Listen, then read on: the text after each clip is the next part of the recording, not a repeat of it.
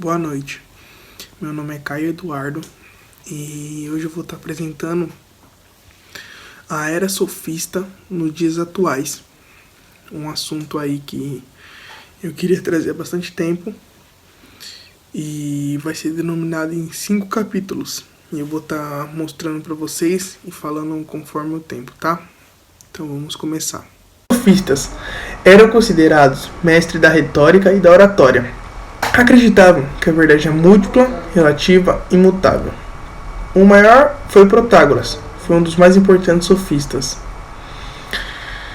Com o surgimento da democracia e o enfraquecimento da visão mitológica religiosa de que apenas os aristocratas podiam participar da política por serem pessoas abençoadas pelos deuses, o aumento da participação popular em discussões de interesses comunitários, discursos e elocuções públicas passou a exigir de todos os cidadãos de que dedicavam atividade à política, o que faziam os aristocratas.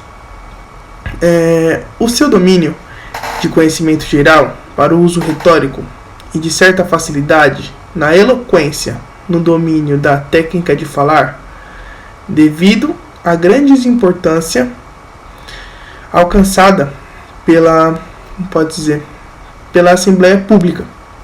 Diante disso, os sofistas, dos quais se destacam Protágoras e Gorgias, encontraram um momento propício para seu desenvolvimento.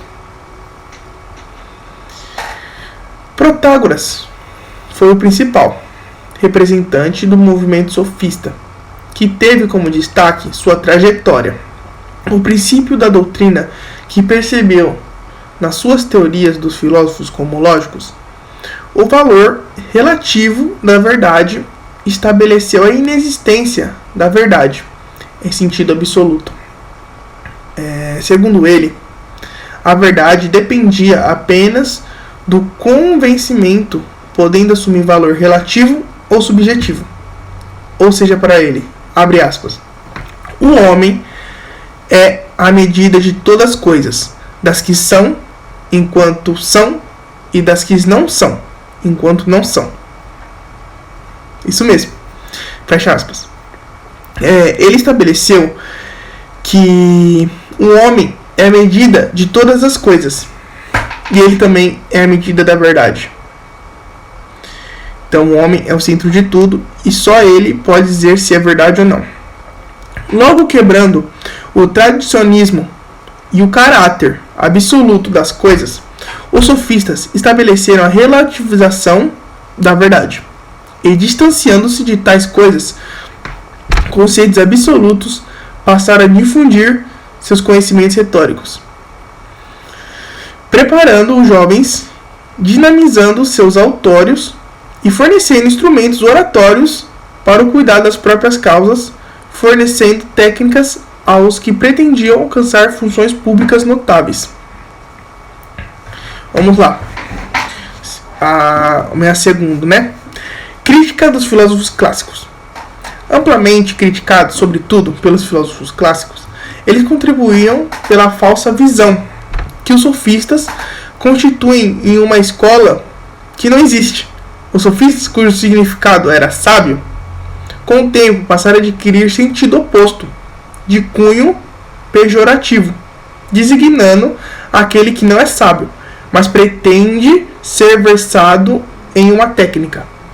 Tal visão depreciativa acerca dos sofistas foi sendo adquirida ao longo do tempo, sobretudo a grande oposição dos filósofos Sócrates e Platão e Aristóteles aos mecanismos empregados pelos sofistas em seus discursos. Terceiro capítulo. A retórica é como instrumento de influência e forma de organização social. Apesar das críticas destinadas aos sofistas, grandes oradores, seu método retórico, não tem como ignorar a importância da oratória, do método discursivo para a estruturação da organização social. sempre característica marcante dos grandes líderes, desde as primeiras civilizações até os dias de hoje. Uma arte bem articulada dos seus discursos é o domínio da técnica da palavra do conhecimento e do convencimento. Continua a ser importante o instrumento de conquistas, de exercício de autoridade e de liderança. E nas suas sociedades antigas, sobretudo, que percebemos um caráter fundamental da palavra para a determinação. De costume, em determinados períodos da história, tais como o período mitológico, mito mantido por meio de discurso repetitivo, passado de geração em geração, decisões do destino da sociedade estabelecida na ágora por meio de discursos. Temos também o período teológico religioso, que foram crenças disseminadas pelo discurso, passado de geração em geração também, e o julgamento canônico. As partes envolvidas elaboram um discurso de defesa, e o que melhor argumenta é inocentado, pois se consideram que estes foram iluminados por Deus, e suas palavras foram proporcionadas por Todo-Poderoso. Temos também o período científico, mas agora como os conhecedores dos aspectos racionais e de menos voltados aos transcendentes, que os homens tornam-se de menos influenciados pelo discurso de terceiros, mas não totalmente. Vamos dar um exemplo aqui, da importância da palavra para a determinação de estrutura da sociedade tradicional. O que seria? Seria uma estrutura política.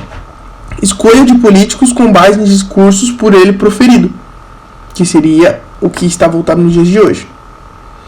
Além destes, a palavra foi fundamentada para a importância da manutenção da ordem na sociedade, que antecederam o surgimento das primeiras leis escritas, como o Código de Hammurabi, onde até então são regras para o estabelecimento da ordem e da harmonia, eram absolvidas e transmitidas de um para os outros por meio de discursos repetitivos enraizados da palavra.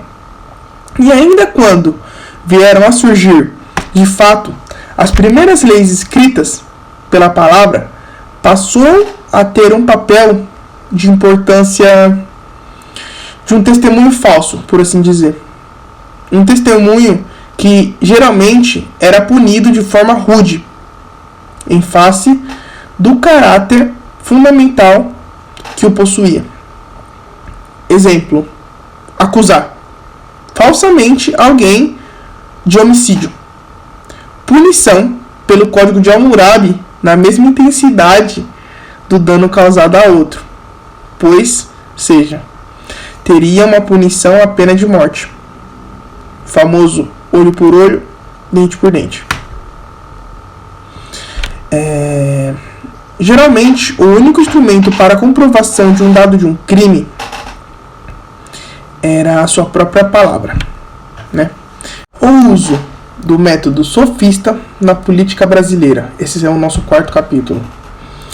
Apesar de várias críticas voltadas aos sofistas, os seus aspectos retóricos persuasivos continuam a perpetuar-se até os dias atuais, sobretudo na esfera política, sendo retórica, sofistas, um instrumento vazio de conteúdos que possui como finalidade apenas uma valorização do discurso, seja ele de caráter verdadeiro ou não, e da persuasão para o alcance de interesses. Podemos diagnosticar corriqueiramente, trazendo um assunto aqui bem contundente, né, nos dias atuais, presentes nos políticos brasileiros, que frequentemente expõem discursos falaciosos, prometendo realizar mudanças em matérias que, por sua vez, não são sequer de competência, ou seja, proferem discursos apenas com o intuito de alcançar o poder,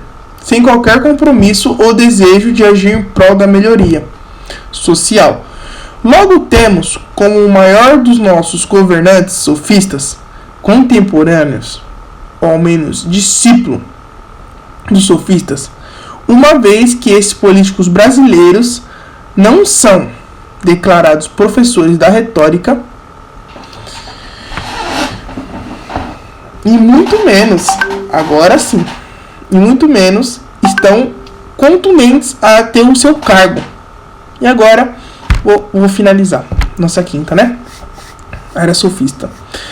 Estamos vivendo em uma era onde existem pessoas esporádicas e com pensamento egoístas e que têm um caráter indesejável, aonde visam sua vitória sem ver as consequências de suas ações, que independente de suas ações ou de argumentos, o seu desempenho estatístico se autopostulam ganhadores de algo que mal foi discutido. Mas isso não está só no parâmetro político, mas em grandes pessoas que têm sua oratória boa e que levam multidões e que engajam as pessoas a seguirem algo errado. Estes estão interessados em divulgar seus conhecimentos em troca de pagamento de taxas e pelos seus estudantes pelo mundo afora, aprendizes. Então fique atento em pessoas com o intuito de ensinar algo que nem embasamento, princípios ou teor tenha.